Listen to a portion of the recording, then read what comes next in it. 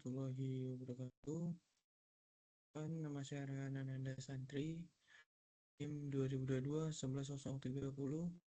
Di sini saya akan mempresentasikan tugas yang diberikan oleh Bapak Bayu Haji dengan mata kuliah Sistem Kontrol Fuzi kelas B. Itu kasus soal fuzi inverse system.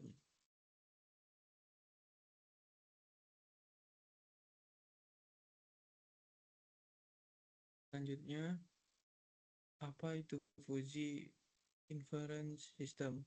Disingkat FIS. Adalah kerangka kerja berbasis logika fuzi yang digunakan untuk memantapkan input ke output berdasarkan aturan-aturan logika fuzi. Selanjutnya di sini ada 4, yaitu yang pertama, fuzifikasi adalah proses dalam logika fuzi untuk mengubah data atau nilai skrip, nilai tegas seperti angka pasti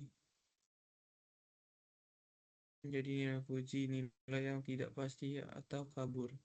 Selanjutnya, aturan atau rules adalah bagian penting dari sistem inferensi fuzi. Aturan fuzi biasanya ditulis dalam bentuk if-then jika maka. Mirip seperti cara manusia mengambil keputusan. Selanjutnya, yang ketiga, inferensi adalah proses penarikan kesimpulan berdasarkan aturan-aturan fuzi yang sudah didefinisikan. Setelah proses fuzifikasi, inferensinya digunakan untuk menentukan bagaimana input fuzi akan menghasilkan output fuzi. Selanjutnya, yang keempat, defuzifikasi adalah proses dalam sistem logika fuzi untuk mengubah nilai fuzi kabur menjadi nilai skrip tegas atau angka pasti yang bisa digunakan untuk mengambil keputusan nyata.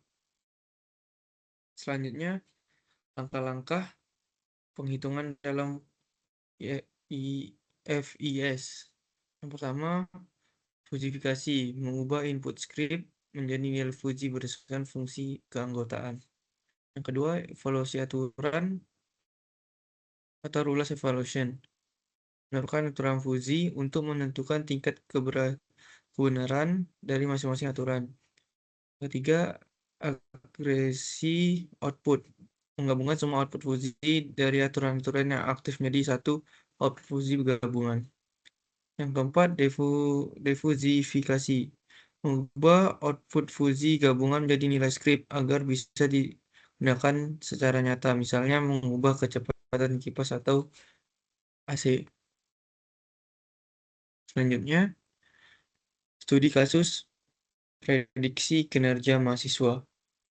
Deskripsi masalah di sini, tujuan dari studi kasus ini adalah memprediksi kinerja mahasiswa berdasarkan 2 input utama, yaitu yang pertama nilai tugas, yang kedua jumlah kehadiran. Output dari sistemnya adalah kinerja mahasiswa rendah, cukup baik, atau sangat baik. Variabel dari sistem input 1 untuk di sini nilai tugas. Rendah 0 sampai 50, sedang 40 sampai 70, tinggi 60 sampai 100. Input yang kedua, kehadiran. Buruk 0 sampai 50%, cukup 40% sampai 80%, baik 70% sampai 100%. Output kinerja rendah, cukup baik, sangat baik. Selanjutnya, fuzifikasi input. Variabel input fungsi keanggotaan, kehadiran rendah, sedang, tinggi. Nilai tugas buruk, cukup, unggul. Nilai ujian rendah, tinggi, rendah, sedang, tinggi.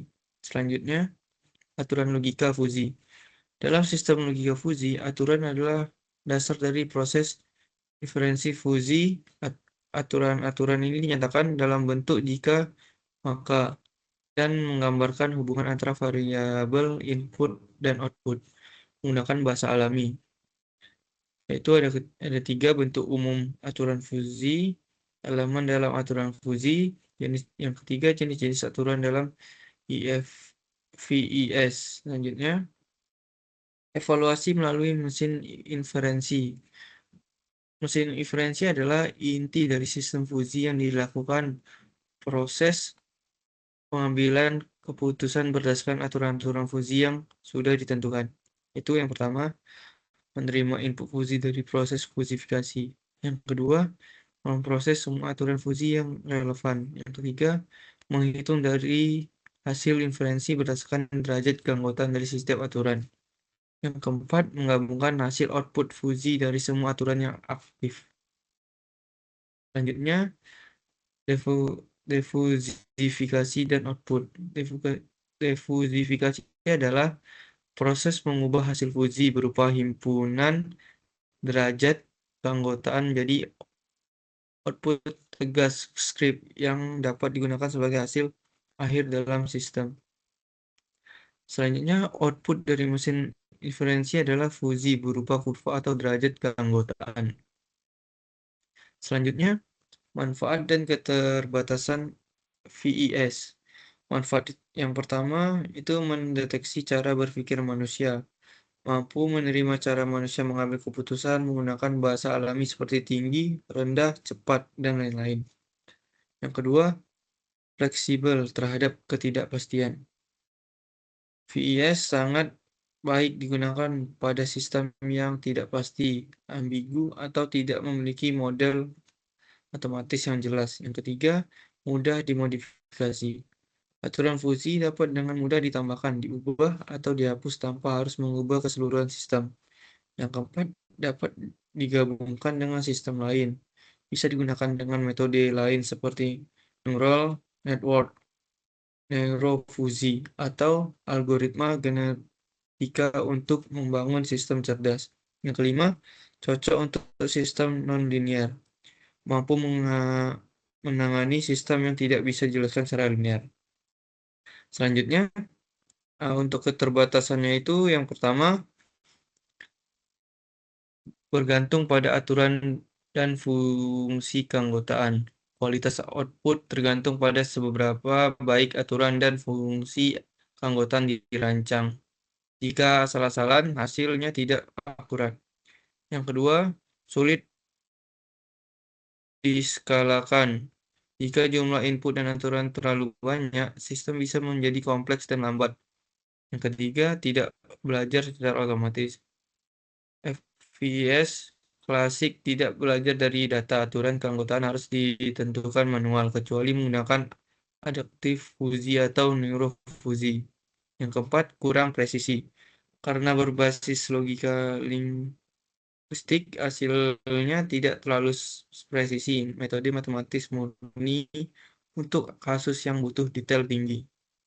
Selanjutnya, kesimpulan yang saya dapatkan yaitu yang pertama, fuzzy inference system adalah metode pengambilan keputusan berbasis logika yang meniru cara berpikir manusia menggunakan aturan linguistik.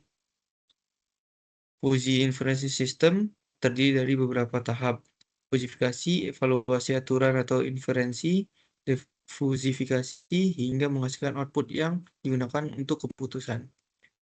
Fuzzy inference system sangat berguna untuk sistem yang tidak pasti, ambigu, atau sulit dimodelkan secara matematis. Meskipun memiliki banyak manfaat, Fuzzy inference system juga memiliki keterbatasan, terutama dalam hal skalabilitas dan kebutuhan akan pengetahuan pakar. Sekian presentasi dari saya. Bila ada kekurangan, mohon maaf. Wassalamualaikum warahmatullahi wabarakatuh.